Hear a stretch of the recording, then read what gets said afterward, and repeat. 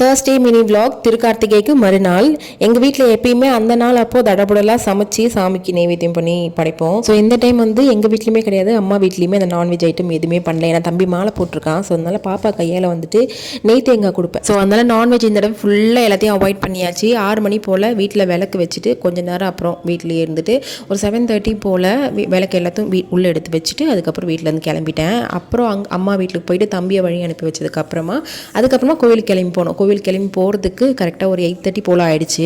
ஆட்டோவில் தான் போனோம். ஆக்சுவலாக மழை வர மாதிரி எந்த ஒரு சிம்டம்ஸுமே இல்லை. ஆனால் ஆட்டோலேருந்து இறங்கி கோவில் வாசலில் காலை வைக்கிறதுக்குள்ளே எப்படி அந்த செகண்டில் அவ்வளோ மழை பிடிச்சதுனே தெரியல. வெளுத்து வாங்கிடுச்சு. உட்கார கூட இடம் இல்லை. ஏன்னா கோவில் ஃபுல்லாக ஓப்பன் ஸ்பேஸ், ஆனால் உட்கார கூட இடம் கிடையாது. ஒரு 9 மணி போல் இடுமுடி கட்ட போகிறேன்னு சொல்லிட்டு கூப்பிட்டாங்க. அதுக்கப்புறம் பாப்பா கையில் நெய் தேங்காய்லாம் கொடுத்துட்டு இடுமுடிலாம் கட்டி முடிச்சிட்டாங்க. அதுக்கப்புறம் லைனாக எல்லாரும் காலில் வந்து ஆசீர்வாதம்லாம் வாங்கிட்டு வெளியே பசங்க எல்லாரும் உட்காந்து ஃப்ரீயாக சாப்பிட்ற மாதிரி ஒரு இடம் தின்ன பார்த்து வச்சுட்டோம். ஸோ அங்கே போயிட்டு சமைச்சு எடுத்துகிட்டு வந்தது எல்லாத்தையுமே வச்சு அப்படியே ஃபேமிலி எல்லாம் பசங்க எல்லாம் ஒன்றா உட்காந்து சாப்பிட்டுட்டு 11:30 போல் தம்பி கிளம்புற பஸ் வந்துடுச்சு. அதுக்கப்புறம் தம்பியை வழி அனுப்பி வச்சுட்டு வீட்டுக்கு வந்தாச்சு.